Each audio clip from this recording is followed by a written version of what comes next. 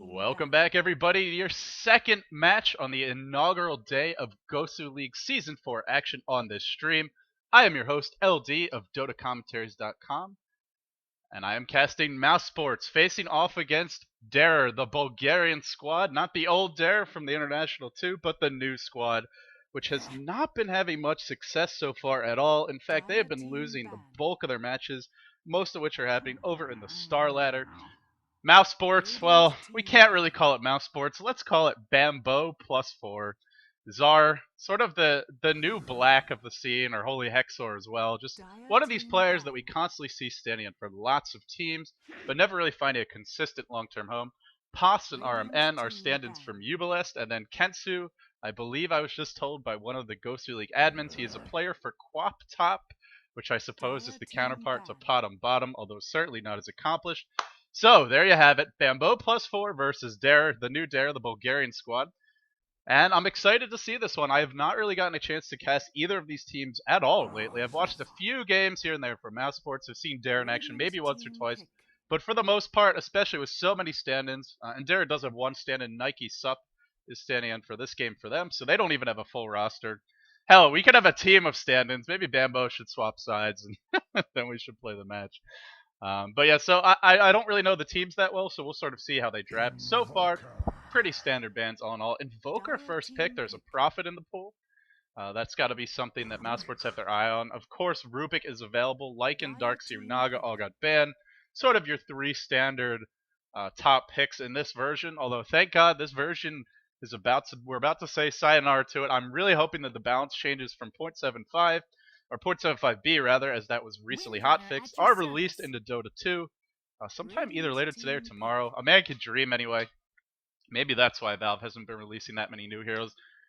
We will find out soon enough, though. Rubick Windrunner, strong solo heroes, versatile support in the form of Rubick if you want to run them that way.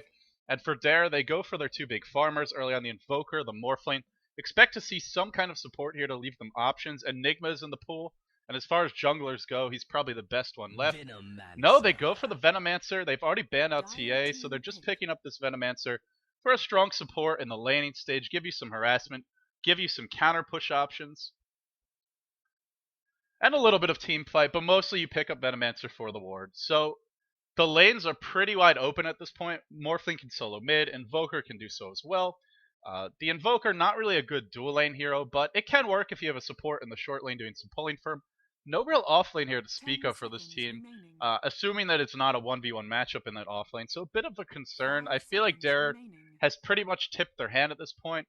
You have a general, you either know it's going to be Invoker or Morphling mid, and the other one on the safe lane. And now you could just ban a bunch of offlane heroes and really limit their draft. Windrunner can go into the offlane, Rubick can as well. Both those heroes can solo mid. Anti-Mage can dual lane mid, he can safe lane farm top. I feel the draft a little bit more versatile for Mouse so far. They're going to have more options in the second stage. Of course, both of these lineups would love to get their hands on a jungler, free up some lanes, and that's why we see the Enigma ban here. Really, I'm surprised that neither team wanted to go for him, especially ldEOTA. I feel like Venomancer, a strong support, but it's not like there's a TA in the game. There's no pressing reason why you need to take it now. So wouldn't have mind seeing the Enigma pick over that Venomancer, but no big deal. The Venomancer are pretty versatile as the support heroes go.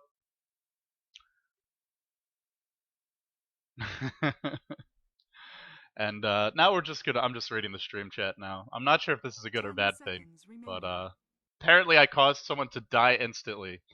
I hope that's a good thing. I hope that's a I love you LD kind of I'm dying instantly, not a oh god, it's LD's voice and I can't take it anymore. I'm gonna die now. Chaos Knight gets banned, and actually they did have a little space for him. They could have ran a Windrunner offlane AM Rubick safe lane support. And then a Chaos Knight +1 mid. So honestly, I feel like that would have fit better into Mouse's lineup than ldEOTA's. I don't know where ldEOTA would have run that. Maybe with an offensive tri-lane with the Venomancer, the Chaos Knight, the Enchantress. I feel this is more about just banning out a strong hero than it is about a hero that really fits into their lineup. And Broodmother, Tidehunter, two powerful offlane heroes are going to eat the bans in the last stage. Tide, oh, I love it. Disruptor picked up by ldEOTA, so as far as support heroes go, they have two of the more level-dependent supports. Disruptor, you really only need to max Glimpse as quickly as possible, but generally, you'd like to get the kinetic field maxed out. The Thunder Strike, normally you only see players getting 1 point in it. It's not bad if you're able to level it up. And the ult getting it to level 2. I feel like both Venomancer and Disruptor don't really hit their peak until level 11. You could argue level 7 is where they get really strong, but pretty level dependent. And although this is a great hero to help deal with Windrunner, zone her out of the lane, in fact, it's even worse than a hero like Shadow Demon or Crystal Maiden, because you can run quite far away and then you get glimpsed back in the kinetic field. Now your Windrun's used up, and you're pretty much toast. So if Windrunner is the offlane here, she is not going to have a good time against Disruptor, assuming that's where we see him go.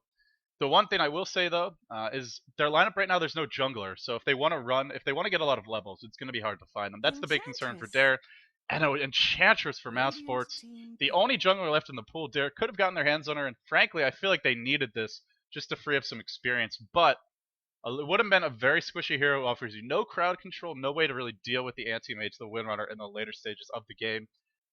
And now we'll have to see, how does Dare round out this lineup? Still, I guess they could offensive tri-lane. But Disruptor is really not that strong in the tri-lane.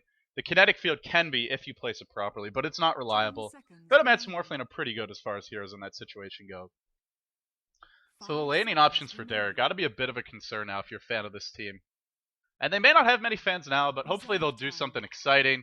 I'm really looking forward to this Disruptor pick. I feel like Disruptor is the one hero in this lineup that can really throw them off kilter. I'm really trying to figure out what are the offlane options. Bounty Hunter is in the pool. Lone Druid is available.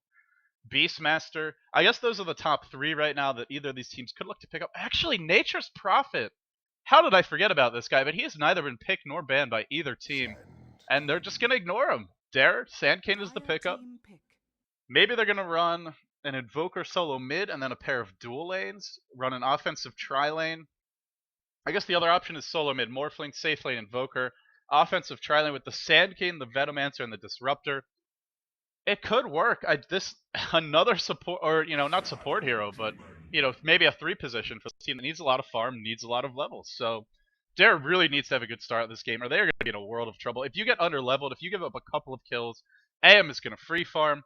It does give you lockdown in theory, but if it's a support Sandkin, if he's not getting that many levels in farm, if he's part of a tri-lane, he's not going to level a Burrow Strike. And Burrow Strike at level 1, the AoE is just absolutely abysmal.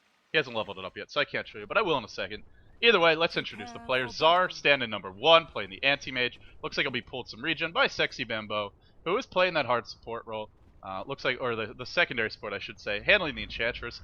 Not something we've ever seen out of Bambo, at least not in a long time. I've not seen him play a jungler like this. We've seen him play Enigma, but I've not seen him play Enchantress or Chen. Normally it was Come With Me playing that in the most recent roster. And I don't think it's Bambo who does it in the new mouse, but I have not watched too many of their games, so maybe I am wrong. Kensu, the stand-in from Quap Top, going to be handling the Shadow Demon. Sentry Ward's already picked up, maybe concerned about some aggressive wards, trying to block the camp. Aramen, another stand-in, this one from uebelest, going to be handling the Rubick, solo mid, rushing the bottle, past the Windrunner, going to the bottom lane. Quick Rune of Basilius is the goal for him. So they're going to run a Morphling 1v1 against the Windrunner, at least that's how it looks. Oh, and I should introduce this team as well. Dare, nowhere, going to be playing that hard carry role. Playing the Morphling, and 1v1 should do okay against Windrunner, has a little bit of a tough time. That's why we see Nike Sup heading towards the bottom lane. Smoke of Deceit picked up on him. Maybe want to go for some early kills. Both these teams have decent early kill potential. It should be mentioned. He'll be playing the Venomancer. In the middle lane, it is Nose, who I believe is the captain for this squad. I believe he's the one who's interviewed on Gosugamers recently. Looks like he's going for Quaswex, handling the Invoker. Grumpy playing the Disruptor. Observer wards and Sentry wards want to maintain control over that jungle. Very important against the Enchantress. Finally, Hawkeye, the Sandcane, who is just not going to be able to get anything done in this off lane. Sandcane, if he leaves his tower, he's dead. Even if he doesn't, they might find him anyway. Does Bambo have Smoke of Deceit? That is a big question. He does. So with this smoke, I feel middle lane very gankable for the first couple of levels. Invoker, low base movement speed, no access into Ghostwalk until level 3 at the absolute earliest. And with Rubick to set everything up, as well as maybe Shadow Demon to give you a little extra damage, another disable, they can definitely look to kill him. Top lane as well. Sandcane could take a fall pretty early on. And already some good dewarding by the standing Kensu. Forget it. I'm not going to say the stand-in because they're all stand-ins, man. Who am I kidding? But, really limiting the... This is the precursor to the gank mid. If you want to go smoke gank mid, you get rid of the wards first. Now, Nose is not going to have vision or knowledge if they come towards him. And in fact, here we go. It's going to be a very easy smoke gank. I love the preparation for this. The dewarding is what really sets it up. Now they can get extremely close. Nose has to know something's up. Got to keep an eye on that map. See 2 heroes missing, but it's going to be too late. This should be our first blood right now. Cold Snap, in fact, onto Armen. Disruption to start. Telekinesis and level 1 Fade Bolt are here. The net available. Knows there is just no way you're getting out of that. Zapped down by Armen. Great teamwork by Mouse. And just really all set up by the D-warding by Kensu. So nice job by him. In the bottom lane, Pass, he's trying to get level 2. He has opted for Windrun right away. And I feel, I actually, but so far really not getting too much accomplished. So he's the one who's suffering right now. But mid's off to a great start. The roaming supports can really, I feel, continue to get kills. Probably go and look to kill the Sand King pretty early on. They still have a single Sentry Ward available for that. So if you hop into Sandstorm, you're dead. But you need Spambo will need to find another creep before they look to do it. So far, so good. Morphling getting a lot of farm in the bottom lane, but they're devoting a tri-lane to doing this. Grumpy stacking as best he can. It looks like they already did a single pull here. Or at least we'll start to do so now if they just dewarded the camp. Level 2 in the Venomancer. When you run this kind of defensive tri-lane, you have to do lots of pulling. Otherwise, especially on these level-dependent supports, you're just not going to get any sort of... You're not going to be able to contribute in the mid-game. And against this dire lineup, they need levels, or else it'll be too easy for heroes like Anti-Mage, Windrunner to escape, or even Enchantress just to heal up and survive. Pretty even game so far, but with the Enchantress, would expect the Dire to slowly pull ahead, especially if they continue to pull, which Kensu's now pulling up top. So they have 2 heroes getting some jungle creeps, getting some experience that way, and freeing up their 3 big farmers, the Rubick, the Anti-Mage, as well as the Windrunner to get something. Already level 3 on the Windrunner. I gotta say, poor play from Dare to give up this much experience. This really shouldn't happen. When you have 3 heroes and you're pulling, you should be able to control the lane such that the creep wave never really leaves this region. And the only way Windrunner gets levels is if she walks in this far, in which case you can swoop around. And with Disruptor as well as Venomancer, that should be a pretty easy kill. He's also opted for Thunderstrike, which normally I think is okay. It's sort of like getting Ether Shock on Shadow Shaman in the early levels as a support hero, just to do a little bit of harassment. But in this case, I really feel the Kinetic Field and Glimpse are all you need to set up kills. And really, they should be killing the Windrunner. It's their biggest lane where they have an opportunity to get something done early on. Oh, tower dive! That was an overextension by RMN. Cocky play, and he will pay for it. Diving the tower with Cold Snap on him, just not going to work. Disruption, Soul Catcher up top. Sand King not going to die. A lot of mana being used by Kensu. No clarities on him, so that's it. He can use one more combo, and then he's pretty much going to... He might actually have 2 combos left. Then he's going to have to go back to base. Bamboe, smoking, and going a long way. This is a massive journey to the bottom lane, and it's only a level 3 Windrunner. I'm not sure how effective this will be. Maybe if he catches the Disruptor or the Venomancer really out of position, but even then, this has a high chance of going absolutely poorly for them. There's no Shackle Shot either. Remember, Windrunner only level 3. Slow to start, clap to follow. Really caught out of position as Nike's up, and this might be enough to bring him down. The Kinetic Field just gets dropped, and no, not going to be enough. Just the positioning from Dare, not able to help, and I guess, makes sense. Bamboe, realizing they're doing a lot of pulling, decides to go for the support who's harassing, and just too far away to contribute. In fact, though, he will go down. Nowhere cleans up the kill with the waveform there. So far, reasonably passive start to the game. No, still a single Sentry Ward. In fact, they're going to go for this one. Disruption, Soul Catcher. Where the hell is the follow-up? The follow-up is here, and it's just farming. Hawkeye has the salve, he can use that, and then he can sit in lane a little bit longer.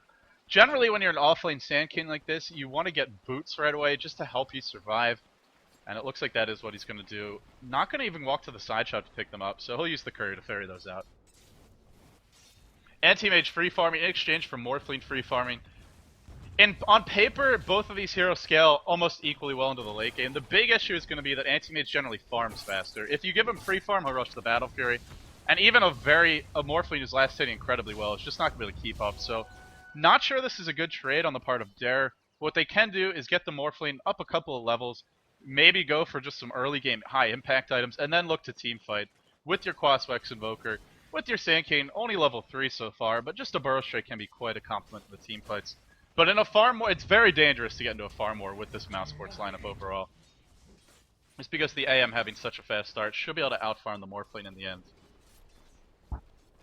At the same time, the support's getting a decent amount of levels in farm. It's only 6 minutes in, and already level 3 on the Venomancer, as well as level 3 on the Disruptor. Oh, this could be a kill. They have the Kinetic Field, they have Glimpse. Thunderstrike to start, Kinetic Field to follow. Windrun not being popped. Very nice play by Pos, but they can glimpse this back.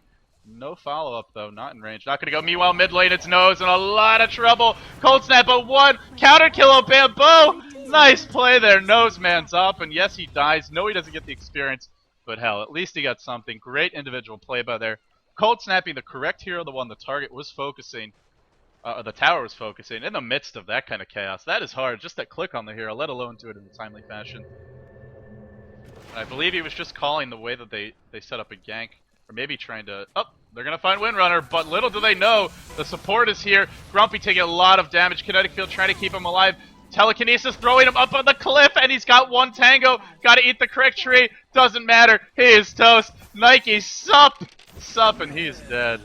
And that is the stand-in pass, getting a double kill. Boots already online. Now he can be way more aggressive in this bottom lane. Our man hit 6. Phase Boot picked up on him. Bambo, Cold Snap, but already level 5. And this might be the death. Are there any Sentry Wards? He's going to have to Ghost Walk, which is a huge waste of mana. No, he's not doing it yet. He's got Ghost Walk. Really doesn't want to invoke it, but no choice. There you go. He will survive. But again, now he's got to go back to base. That's going to be at least a minute or two not farming. And really a very minimal investment for Mouse. Or from Bambo +4 to deny that to him. Anti-Mage and Morphling still trading free farm, but overall, Mouse just using this Enchantress perfectly. The early first blood mid, and now just continue to keep the pressure up. Even when Bambo's not getting kills, he's wasting so much time, and now he's going to take over creep. The heal cooling down. The Gale misses. Oh, you got to hit that one. Now Bambo is the heal, or he can TP out. He's going to TP out, glimpse him. No glimpse, doesn't have the vision. Oh, that's unfortunate. You can use Glimpse to cancel that TP. So, bit of an unfortunate result there for Dare, but in the end, it works out okay, I suppose. I guess the one bright spot is Hawkeye is getting a lot of levels for being an offlane Sand King, and really I'm surprised they haven't shut him down more. The early boots do help keep him alive. Kensu does have a fresh pair of Sentry Wards, so maybe they'll look to kill him. But I feel right now the Sand King has to somehow find his way up to at least something like a pair of Arcane Boots. Ideally, I would love to see a Blink Dagger Rush. Maybe rotate one of your other heroes top. Maybe rotate the Morphling there. And he can actually put a lot of pressure on the Anti-Mage. At this stage in the game, especially when you're going for Battlefield Rush, Anti-Mage can't do anything. No, he's just so squishy that 1v1, the waveform, it's like 2 auto attacks bring you down extremely low. And then with any sort of support, you'll be absolutely fine. So maybe rotating the Sand King around, that's an option for them. But for the moment, it's just going to be Sand King heading back to base. Looking to get a little bit of farm going.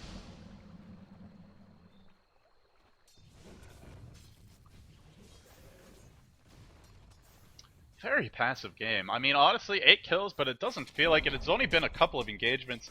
It's not like one team is constantly going for kills. It's just when the fights break out, there's 3 or 4 heroes there, so a bunch of them die. Our man trying to set up a kill in the bottom lane. Does he have waveform? He needs to steal it or steal something. Oh, he could have stolen Morph there. Surprised he's not opting for it. Shackle just barely missing on nowhere. But even whatever spell you steal from Morphling is incredibly potent. Certainly better than the Ghost Walk. And maybe was hoping that you see a waveform. Meanwhile, top lane, Sand King goes down solo. The Sentry Ward's paying off. And look at the pressure right now that these solo heroes are applying. 4 heroes forced towards the bottom lane. That frees up Bambo to get a little bit of farm mid. It frees up Kensu to hit level 6. Zara to free farm. Claymore, Broadsword. He's going to have the Battle Fury. Oh god, way too soon to be honest. Kinetic Field set up. Will there be a glimpse? No, not going to look to go in. For anyone just tuning in, this is game number 1 of Dare vs mousesports for Gosuleague Season 4. This is the first playday for the Division 1 of Gosuleague. Both teams using at least one stand. In the case of Mouse, it's 4. So not really mousesports per se, but hey, maybe they'll give us an interesting game. So far, Bambo's Enchantress has been very impressive. This is the death of Boss. No way he gets out of this. Glimpse, Kinetic Field. I think he could have just made it out of there, actually, but no, it's not going to matter. Goes down, but almost takes Grumpy with him. And in the meantime, looks like they want to set something up on the middle lane. No, a TP down instead. Haste for Araman. Steals something big. What is it? It's Waveform. That's going to be a solo kill. Araman, the uebelest stand and making things happen. And with Waveform stolen, he can bottle up. He can look to go right back in. Tornado is going to connect. Has the wand. Has just enough mana to wave out. Bambo keeping him alive. Needs to wave. Needs to wave. He will survive. And it might seem like a minor deal, but holding onto waveform so important on a hero like Rubick. This pretty much doubles your burst damage potential. And if you look at the HP pool of a hero like Sand King, This is a max level waveform. It's already level 4. You can almost bring down the Sand King right away. Invoker will be dropped quite low. And the rest of these supports, the Venomancer, the Disruptor, are pretty much free kills. Meanwhile, middle lane, Kensu, impetus damage onto the Invoker, but Kensu is probably going to be the one to go down. Demonic Purge, Tornado will connect, and now Bamboe in a bit of trouble. The heal cooling down. The Illusion's doing some nice work on Hawkeye, but barely surviving. Bamboe wants to slow, wants to go. And no Bamboe Dota today. Sadly, he will be forced back. Again, I just have to keep on pointing out that Tsar, while this is all happening, is continuing to free farm. Nowhere, sure, he hasn't really... In fact, I don't think he's died at all. He's 2-0-0. But in spite of that, it's actually the anti-mage who's leading in terms of net worth. Creeps at this point, just generally going to be much more important than getting a kill here or there. Oh, look at it! The solo kill! Our man is getting a little out of hand. And he can just continue to do this anytime he finds the Venomancer, anytime he finds the Disruptor. That's a free kill. He just needs the mana to support it. And even morphling, the more you morph to agility, which is what you want to do to keep your last hitting power strong, the easier you are for this Rubick to kill you off. And it looks like Nowhere actually might be going for the Lincoln Sphere build, which normally I feel is an okay build if you get it quickly, and he's farming reasonably well. I mean, not great, but what is it? 5 CS per minute? It's not too shabby. It's nothing. It's not quite up to 8 CS where you'd like it, or even 6 or 7. But it would be okay. No, it's thrown onto the cliff.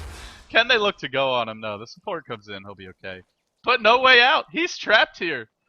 Nothing they can do. They have no tangos, no quelling blade. Oh boy, cue the Benny Hill music. 15 seconds. They're gonna let Nose think about that one for a little while. This Disruptor play by RMN, for me this is the highlight of this game. I really should just leave my camera locked in on him, because getting solo kills all over the map, just constantly being aggressive, and Shadow Demon looks like got a kill up top on the Sand King in the meanwhile. Sand King continue to be shut down. I really feel they need to make a rotation up here. Sand King needs to get that Blink Dagger. He's their only reliable form of teamfight initiation. Sure, you can try and glimpse one hero back, you can wave in, but there's nothing like a good old-fashioned Burrow Strike, catch a couple of heroes and really get you a good start. RMN, just to put a cherry on top, he's going to get a solo tower. Looks like he's going for the Mass Bracer build, or maybe just some circlets to fill out his inventory. This is a very luxury build for Rubick. Even in spite of that, he's still got 1,400 gold. Quick Blink Dagger, Force Staff, whatever he wants to go, he's going to have it soon. Pass, in spite of being, and really, he should have been completely held down in this lane. But hitting level 7, and crucially 3-1-1, not dying, you compare that to the Sand King. Already 0-2-1. And it's not primarily Hawkeye's fault, I feel it's just the lane matchup. Sand King in the off lane just can't do anything. Especially against a hero like this, against Shadow Demon, who's got the Demonic Purge at this point, who had... Oh, Grumpy. He's going to be grumpy after this, I can tell you that right now. Nothing on Rubick, but he doesn't need it. Maybe he'll steal something here. Nope, just going to zap. KSing every kill. But hey, out of all these heroes, he can use the farm the most, so I think that's perfectly fine. A-okay. Replicate, Creative Nike Sup. Nice utility of the Replicate. You can use it to do a little bit of scouting. Try and figure out where the gank is coming from. Bamboe. Urn picked up. Boy, would he have liked to have that sooner, but... better late than never, I say. And Tornado going to connect onto EMP as well. Gale to fly. Kensu drops low. Cold Snap. Quick little kill there. Nothing being stolen yet because the Rubick is in the back lines. And here he comes. Still not finding the spell. He wants Morphling spells. That's why he's not stealing anything. There you go. Steals the Waveform. Waveform's out. Beautiful play. Anti-Mage. Meanwhile, in the back lines, trying to do a little bit of damage here. Hasterin on Sar, but it runs out. Superman ain't flying no more. And he's going to blink away to safety.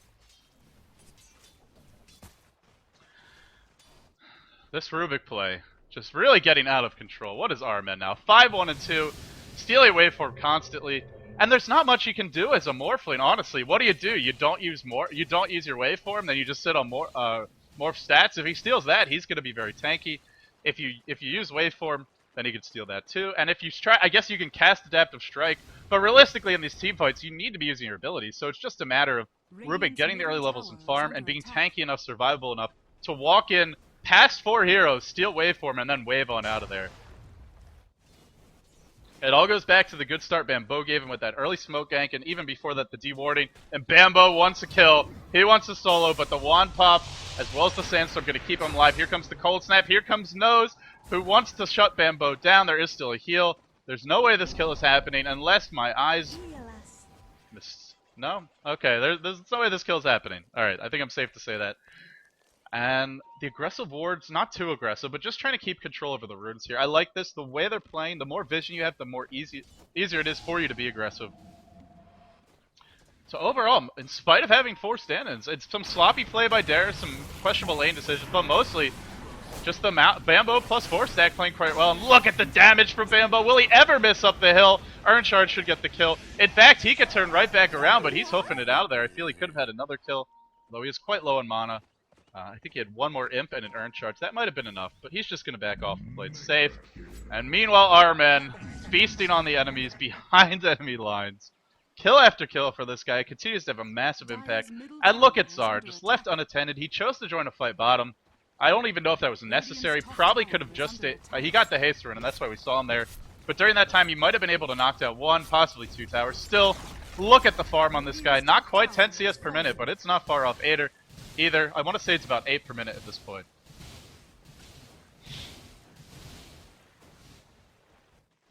A little bit short of that, about 7 per minute. Just doing some quick math there in my head. Keeping my brain as nimble as possible. You know, the Dare lineup, they are really built around team fight, especially when you have a Wex Invoker, you have a Sand King. The problem is, as I sort of was hinting at before, who's going to start that fight aside from the Sand King? You can EMP Tornado to start, but you really want that as counter initiation. Oh, Shackle on Morphling. And look how fast he drops. The Soul Catcher, not actually used. He should be okay. Oh, sorry, that was the Soul Catcher. Just, it wore off. Not enough damage in the end. Thought that was just the Purge, but missed the Soul Catcher cast. And now the chase is on. 4-step in. Oh, they won't know, so they have the sentries. They're gonna need them. Maybe not. Burrow strike through. An even better spell to steal from our man, who's just been sensational all game long. He stole waveform too. He wants to dive this, but he's going to opt for the safer kill or the safer play, which will be pushing this tower. Look at the lane ward. Look at the aggression. And now they TP mid. He's not giving anything up for free. In fact, zaps to start, thinking about the wave. He's got the force. He finds the distance. He's got the wave as well. Nike sup. RMN 4-staff dodges the gale. An exclamation point on some sensational, outstanding, excellent play. Goddamn, I'm running out of adjectives in a hurry. Can you stop fragging so damn much? Our men really playing well. And Dara just don't seem to have any answers for him. Meanwhile, Sar on the top lane. Grumpy gets picked off. And at this point, the supports just cannot stand by themselves. Everyone is a free kill. You know, really, even the Invoker is not safe. He gets caught out and he just dies. Shackle, creep to hero, toss the other stand, one of many. And there's your Soul Catcher. A power shot might be enough to claim this kill. Will he go for it? Not going to attempt it. And Morphling finds a kill up top, but it took him plus the Invoker just to kill off Sar. Bamboe hoofing it out of there. This is Bamboe Dota. Right, diving deep behind the enemy tier 2. Bamboe try to escape. Cold Snap, the heal runs out. He should be dead. He's going to pay for this, so 2 kills fed away. The big one is going to be the anti-mage that went down. In exchange, though, they will get a tier 1 bottom. Now they have some more map control, and that means more freedom for RMN to be aggressive, roam around the map, and continue to set up kills for this team. Would love to see another layer of ward setup. As you start to knock down these towers, you really want to try and tighten the noose a little bit. Get a ward up over here, maybe even get one on this hill. And Grumpy now, with this ward placement, is going to pay for it.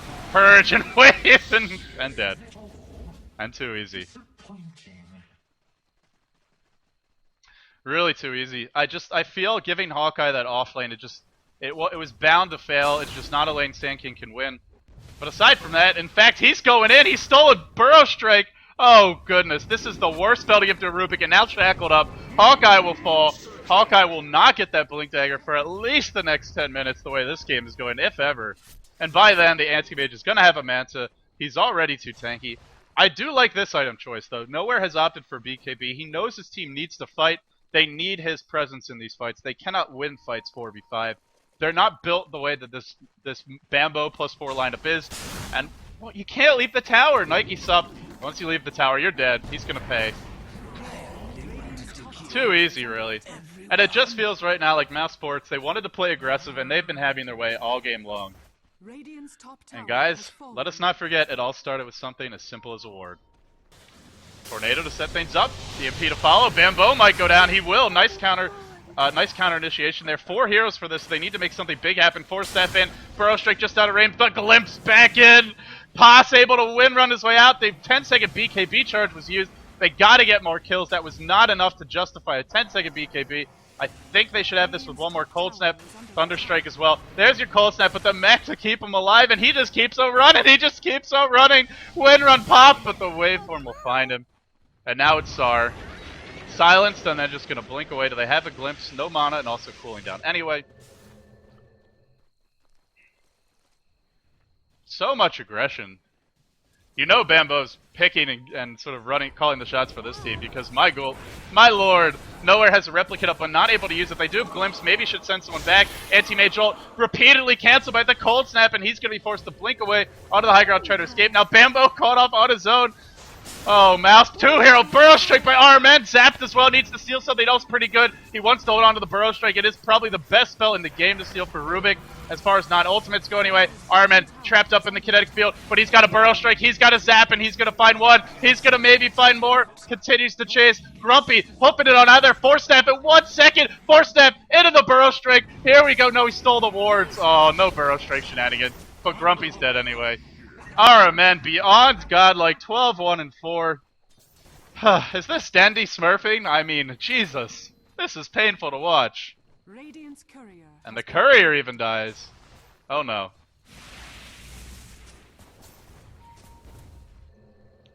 Did the ward snipe it? I think the ward may have just sniped it. That is just nothing going right for this Dare squad. And now they look to pressure the tier 2 mid.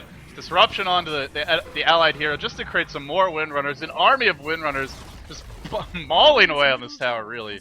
They're going to claim a tier 2, and look at the warding to follow it up. Aggressive wards placed all over the map, really limiting the freedom for Dare to move out of the base, which means even if this game goes later, and yes, they have some late game potential, they might not be able to come back anyway. Burrow Strike in, but stolen, and Burrow Strike back the other way. BKB for the Morphling, pretty scary. Bamboe will go down. It's only the 9-second BKB charge. Now he's down to an 8-second. You really want to get more than one kill for this. Tornado not going to connect. Kensu, he has Disruption. It's available. But meanwhile, it's Paz, who has somehow found himself in the middle of the entire enemy squad. Hawkeye dropping low. Oh, this is what he wanted. He wanted that kill. Waveform over Hawkeye.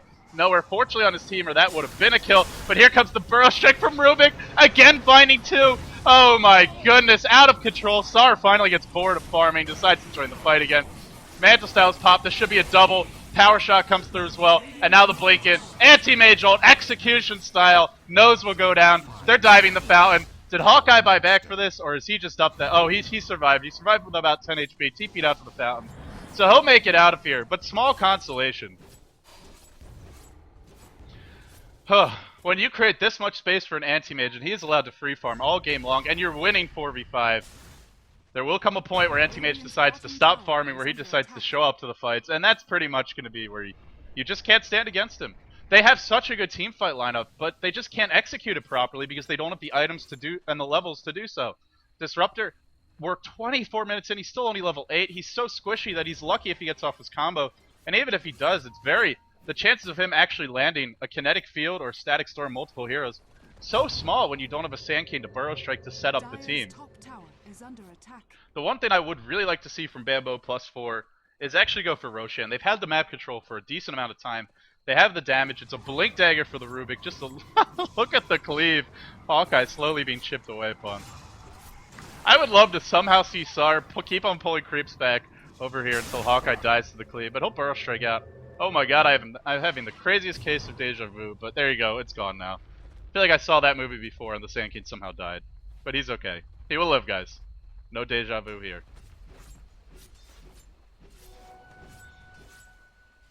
5 heroes grouped up. The defensive posture at this point, it's inevitable. It's a consequence of losing all the towers early, having so many heroes that can be easily killed.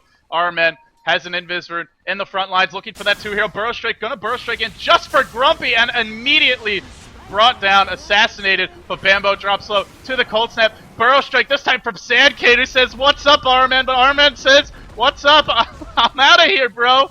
Waveform over the top, but no. Finally he'll go down. That's a 700 gold bounty for getting that kill. And now Bamboe TP's out in the tree line. Will they be able to find him? Here comes Zar with the Manta style, cooling down in just a few seconds, but the anti-mage's monoburn being turned against him. Waveform in, BKB, nowhere gets another kill, double kill for him. And it's actually going a lot better than expected. Such a sloppy fight. I really would have liked to see that Burrow Strike, the first Burrow Strike by the Rubick, hitting more than one hero. He has so many utility items. I'm actually not sure if he used his Yule Scepter there as well. Might have been able to live if he had self-Yules and then blinked out.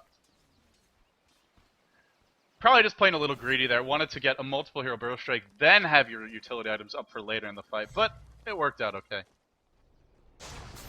Dire's middle tower is under attack. Dire's structure. So after just relentless action for 26 minutes, we have a massive gold, massive experience lead for the mousesports squad, if you want to call it that. ddRune picked up on the Windrunner. Sandcane, nice dodge there.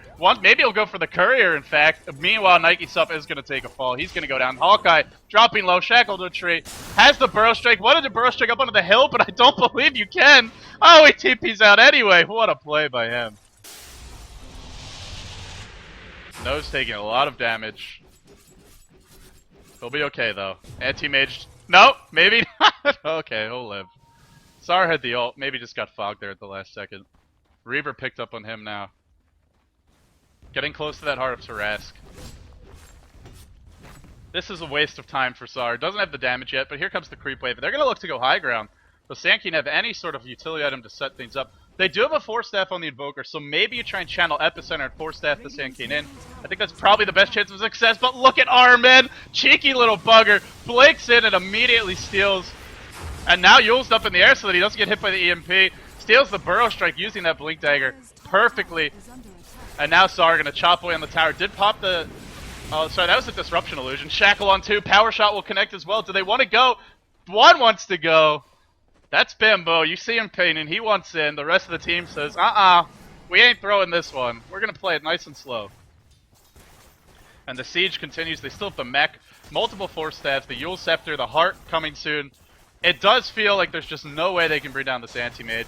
Even if every single ability connects, I feel he'll still survive. But Cold Snap doing a decent chunk of damage to him. Burrow Strike is going to miss. Oh, Hawkeye. You got to connect on that. Shackle Shot doing a pretty good job of blocking everyone in place there.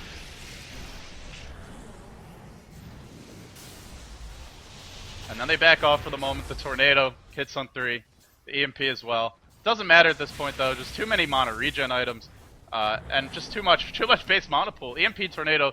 The Tornado aspect of it really scales out. Blink in. Double Blink. The Blink Bros just bypassing that ice wall. Epicenter gets channeled. No Manta style, but simply blinks away. Glimpse back in, but it's too late. This is actually a bad decision if Anti-Mage wants to fight, which he doesn't. Rubick steals something else. What has he got this time? Kinetic Field, only level 1. Really not the best spell to steal, but he'd love to get his hands on that Burrow Strike. And it's so frustrating when you're playing the Sand King. You have to constantly use a spell after Burrow Strike.